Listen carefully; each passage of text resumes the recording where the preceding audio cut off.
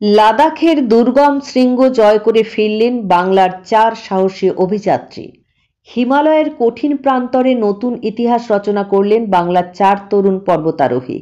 মানুষের পদচিহ্নহীন লাদাখের ২টি অজ্ঞাত শৃঙ্গ জয় করে দেশে ফিরলেন শিলিগুড়ির গণেশ সাহা, ব্যারাকপুরের কল্যাণ দেব, মালবাজারের সুদেব রায় ও কাজল কুমার দত্ত।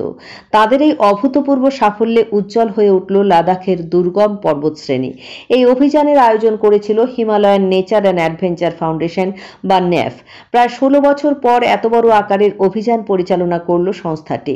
অভিযাত্রীদের লক্ষ্য ছিল ৬,২০৫ মিটার এবং ৬,১৫০ মিটার উচ্চতার ২টি অনাবিষ্কৃত শৃঙ্গ। তাদের বক্তব্য অনুযায়ী এই শৃঙ্গগুলিতে এর আগে কোনো নথিভুক্ত অভিযান হয়নি।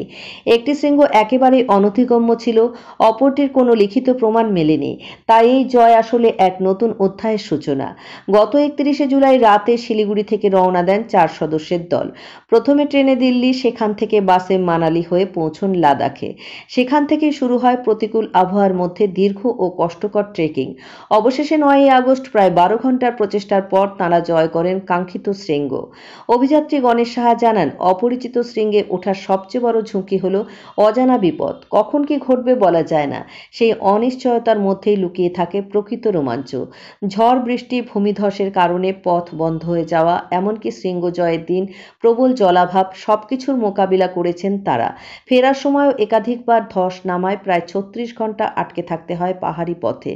লাদাখের মনোমুগ্ধকর পুগা ভ্যালির নিকটে অবস্থিত এই দুটি শৃঙ্গ অভিযাত্রীদের জন্য ছিল শারীরিক সামর্থ্যের পাশাপাশি মানসিক দৃঢ়তারও কঠিন পরীক্ষা। সফল অভিযান শেষে তাঁরা জানান, এটি শুধু দুটি অজানা শৃঙ্গ জয় নয়, বরং আমাদের সাহস, অদম্য অধ্যাবসায় ও অপরিসীম প্রচেষ্টার জয়। বাংলায় ফিরে তাঁদের এই সাফল্য এখন বাঙালির অহংকারের নতুন মাইলফলক হয়ে দাঁড়িয়েছে।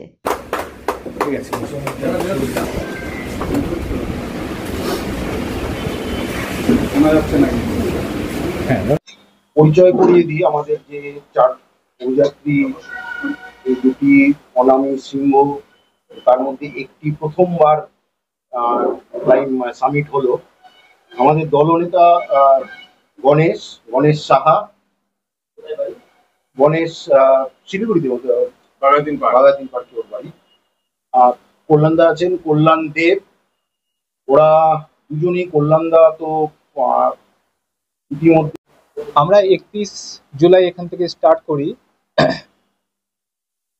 আর যেতে গিয়ে আমাদের ধাপে ধাপে যেতে হয়। এখান থেকে দিল্লি, দিল্লি থেকে আবার মানালি, মানালিতে গিয়ে আমাদের আরেকটি দলের সাথে দেখা হয়, সেটা হচ্ছে কলকাতার স্নাউট। তো ওদের সাথে তখন কথাবার্তা হয়, তখন আমরা জানতে পারি যে ওরাও সেম ভ্যালিতেই যাচ্ছে। মানে আমাদের যে পরিকল্পনা ছিল সেই ভ্যালিতে যাবার, সেম ভ্যালিতে ওরাও যাচ্ছে। তখন আমরা দুজনেই একসাথে গিয়ে এটাতে মার্চ করি। তারপর যথারীতি মানে যা হয় আর কি, যে একসাথে তখন আমরা বেস ক্যাম্প স্টাবলিশ করি। বেস ক্যাম্প স্টাবলিশ করার পর, মানে যেহেতু এটার নিয়ে আগে কোনো তথ্য ছিল না, ফলে আমাদেরকে ওই ম্যাপ আর বিভিন্ন ধরনের পুরোনো ওই মানে এলিভেশন গুলো দেখে নিজেদেরকে আইডিয়া করে রুট আর কি মার্ক করা হতো। ঠিকঠাক টেকনিক্যাল ছিল না, কিন্তু এখানে নানা রকম অভিজ্ঞতা হয় আর কি। তো যাই হোক, দুই দলের মধ্যে আমরা ওনাদের স্নাউটের দলনেত্রী ছিল উজ্জ্বল কুমার রায়। তখন আমরা দুজনেই আর কি এটাতে আগে যাই। তারপর প্রথম ক্যাম্প স্টাবলিশ করি, ক্যাম্প 1, এবং পরবর্তী হচ্ছে ক্যাম্প 2।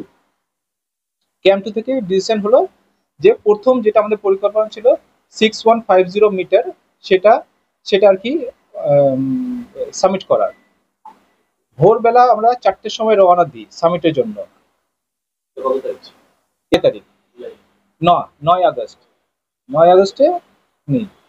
কিন্তু টিম যেহেতু একটু বড় ছিল, ওদের ছিল 5 জন এবং আমাদের ছিল 4 জন। সেই জন্য আমাদের কল্যাণদা আমাদের খুব সিনিয়র আর কি, মানে আমার বিশেষ করে গুরুর মতো আর কি উনি।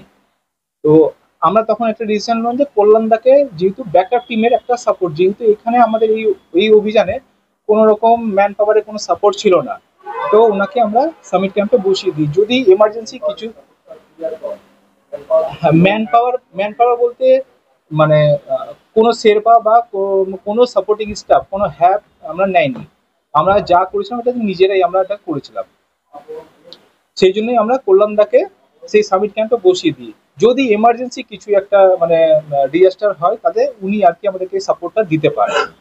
আর বাদ বাকি ওনাদের 5 জন এবং আমাদের 3 জন আমরা সামিটে মার্চ করি। সামিটে মার্চ করার ফলে এটার একটা আমাদের কাছে পুরনো একটা ছবি ছিল যেটাতে উপরের দিকে পুরো স্নো প্যাচ ছিল, কিন্তু যখন আমরা মার্চ করছিলাম পুরো লুজ রক। এবার এই রক গুলো কি হয়, যদি আমি সাপোজ একটা বা দুটো স্টেপ দিই, 3টে স্টেপ আমি নিচে চলে আসি।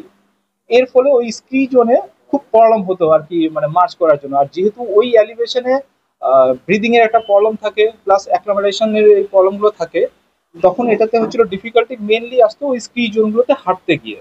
তো যাই হোক, এরকম নানা বাধা অতিক্রম করে দিয়ে আমরা প্রথম সামিটে পৌঁছাই। সামিটে পৌঁছাই হচ্ছে 10টা 20-তে।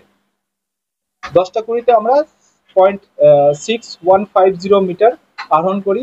আমাদের ন্যাপ থেকে 3 জন, আমি, সুদেব আমার বন্ধু, আর কাজল আমার বন্ধু, আর ওদের ছিল 5 জন স্কাউটে। সেখানে পৌঁছে সেখানে কিছু আমাদের মানে থাকে, কেউ ছবি টবি করা বা পুজো টুজো করার। তারপরে ডিসিশন নিয়ে আমরা যে সেকেন্ড পিক যেটা আমরা ছিল সেম শোল্ডারে, বাট ওটা আরেকটা পয়েন্ট, যেটা মার্চ করার জন্য অনুমান ছিল যে 2 ঘন্টা সময় লাগবে। সেখান থেকে ডিসিশন নিই আমি আর সুদেব যে এটা আমরা আরোহণ করব, এবং আমি আর সুদেব আর ওনাদের মানে স্নাউটের তরফ থেকে একজন, ওরা আমাদের সাথে সঙ্গ দিয়ে ওইখান থেকে আমরা স্টার্ট করলাম। আর বাকি টিম ওরা সবাই ফেরত চলে যায় ওইখান থেকে। সেকেন্ড পিকের জন্য ডিফিকাল্টি এটাই ছিল যে সেই সময় আমাদের কাছে জল ছিল না, খাবার ছিল না। মানে জল যেহেতু আমরা ওই একটা বটলই ক্যারি করি এবং উপরে কোনো জলের ওরকম ব্যবস্থা পাইনি, মানে যেহেতু স্নো প্যাচের ওখানে মেল্টিং বা গরম করার কাছে আমাদের কাছে কিছু সাধন ছিল না। তো এটা আমাদের কাছে বিশাল, মানে আমি নিজে আর কি ফিল করেছিলাম যে ফেরার সময় এটা আমার কাছে খুব মানে অসুবিধা আর কি দাঁড়িয়েছিল। যাই হোক, তারপর ওখান থেকে স্টার্ট করি। 11টা 50-এ আমরা সেকেন্ড পয়েন্টে পৌঁছাই। সেকেন্ড পয়েন্টের হাইট ছিল এরকম, আমাদের আছে আইএমএফ থেকে যেটা রেকর্ড ছিল, আইএমএফ ছিল 6077, কিন্তু আমাদের নিজের জিপিএস ওখানে রিডিং দেয় 6086। এই রিডিংটা যাওয়ার পর আমাদের কাছে তথ্য ছিল এই দুটোই পিক ভার্জিন, মানে কেউ যায়নি। কিন্তু সেকেন্ড পিকে যখন গেছিলাম সেখানে একটা ম্যানমেড বানানো একটা ক্রেন দেখতে পাই, মানে পাথরের উপর একটা লেয়ার এরকম একটা ক্রেন দেখতে পাই সেকেন্ড পিকটাতে। ফার্স্ট পিক হচ্ছে ওটা আমাদের মানে ভার্জিন পিক, এখন অব্দি কেউ যায়নি ওটাতে। যাক, সেকেন্ড পিক এইভাবে করা হলো। দেন তারপর ওখান থেকে ব্যাক করি আমরা। ব্যাক করতে গিয়ে আমাদের যেহেতু রুট চেঞ্জ হয়ে যায়, তো রুট চেঞ্জ হয়ে যাবে, ওই স্কি জোনগুলোতে একটা নানা রকম অসুবিধা হচ্ছিল। প্রথমে বললাম যে ওই একটা দুটো স্টেপ আপ করছি, দেন 3টে স্টেপ আমি ডাউন হচ্ছি, ফলে এই ক্ষেত্রে মানে ভীষণ অসুবিধা হয়েছিল। এবং সমস্ত ওই মালপত্র নিজেদেরকে নিয়ে যেতে হয়, মানে টেন্ট থেকে নিয়ে কুকিং ইউটেন্সিল থেকে নিয়ে এভরিথিং সমস্ত কিছু নিজেরাই ক্যারি করতাম, ফলে এই লোডটা ভীষণ একটা মানে প্রবলেমেটিক আর কি করতো। যাই হোক, এই দুটো পিক আরোহণ করার পর আনন্দ খুব বেশি ছিল, সেই আনন্দে আর কি নেমে আসি। কল্যাণদাকে নিয়ে, কল্যাণদা আমাদের জন্য ওই ড্রিঙ্কস এর ব্যবস্থা করে রেখেছিল, এই ড্রিঙ্কস খেয়ে দেন আমরা ওখান থেকে পুরো ক্যাম্পকে ওয়াইন্ড আপ করে আমরা ক্যাম্প 1-এর দিকে মুভ করে যাই। ক্যাম্প 1-এ এবার যাই হোক, তখন তো মানে ক্যাম্প 1-এ একটু ব্যাপারটা থাকে, এটা 9 তারিখের ঘটনা। 9 তারিখেই সকালবেলায় এই ঘটনা চলছে। এটা মানে ভোরবেলা সেই আমরা 4টার সময় বেরিয়েছিলাম এবং ক্যাম্পে ফিরেছিলাম, মানে আমাদের ক্যাম্প 1 ফিরেছিলাম আমরা বিকেল 4টের সময়। তারপর যা হয় এই আর কি, এখান থেকে আমরা করে দুজনে সামিট করে দেন আমাদেরকে 2 দিন ওখান থেকে রেস্ট ফেস্ট করে আমরা মানালি বেরোই। অভিজ্ঞতা এখানে একটা অদ্ভুত হয়। এই তো সামিট, এটা তো আমাদেরই ছিল, মানে আমাদের নিজেদেরই পরিকল্পনা ছিল সামিট গুলো করার, কিন্তু ফিরে আসার পর, মানালি আসার পর একটা গুড নিউজ বা ব্যাড নিউজ বা প্রকৃতির আর কি যাই হোক শুনতে পাই, রাস্তার খুব বাজে অবস্থা, জায়গায় জায়গায় ল্যান্ডস্লাইড হয়ে গেছিল। তো বাসে আমাদেরকে 36 ঘন্টা কাটাতে হয়। সেই মানে এটা একটা খুব ব্যাড এক্সপিরিয়েন্স হয়েছে, মানে এর আগে কোনোদিনও মানে এসি বাসে যখন এসি বন্ধ হয়ে যায় তখন ভিতরে থাকতে কেমন লাগে, এটা খুব মানে বাজে আর কি অভিজ্ঞতা। যাক, এরকম নানা অতিক্রম করে দিয়ে আমরা আর কি ফিরে আসি। হ্যাঁ, সেটাই বললাম, মানে ওখানে আমাদেরকে 36 ঘন্টা ওই মান্ডির ওখানটাই মানে জায়গায় জায়গায় ল্যান্ডস্লাইড হয়ে গেছিল, এবং কিছু টানালের ভিতরেই আর কি জলের ফলে এবং কাদার জন্য যে রোড ব্লক হয়ে গেছিল। এবার ওরা ওয়ান সাইড রোড খুলতো এবং নিচ থেকে বা উপর থেকে এইভাবে ছাড়তো। জায়গাটার নাম মান্ডি মানে মান্ডি মানালি থেকে মান্ডির মাঝখানে। হ্যাঁ হ্যাঁ, কুলুটা একটু উপরে হয়ে যাচ্ছে, মান্ডিটা একটু নিচে নেয়। প্রথম যে পিকটা উঠেছিলাম যেটা ভার্জিন পিক ছিল সেটা হচ্ছে 6150 মিটার। আর দ্বিতীয় যে পিকটা চেপেছিলাম সেটা আমাদের জিপিএস রিডিং দিয়েছিল 6086 মিটার। 6086 মিটার, এটা কিন্তু ওখানে ম্যানমেড একটা আমরা ক্রেন দেখতে পাই। মানে আগে হতো ওখানে কেউ গিয়েছিল, কিন্তু সেটার কোনো রেকর্ডেড নেই। সেকেন্ড পিকটা ফার্স্ট পিকে কোনো কিছু না, ফার্স্ট পিকে আমরাই আর কি প্রথম আরোহণ করি। এরকম মানে লাদাখের না ডিফারেন্ট টাইপের মানে প্রচুর অসংখ্য, আমাদের হিমালয় রেঞ্জে অসংখ্য এরকম ভ্যালির মধ্যে অসংখ্য এরকম পিক আছে যার কোনো নাম তথ্য নেই। তো এই ভ্যালিটারও ওরকম কোনো মানে তথ্য ছিল না, জাস্ট ওই নিয়ারেস্ট ওই মানে আপনার পোলোকঙ্কার এই রেঞ্জ গুলোকেই আর কি বলে আর কি। আপনার সিও চেয়ারম্যান এসডিপি প্রত্যেকেই অভিযাত্রী দলকে ইতিমধ্যে অভিনন্দন জানিয়েছেন।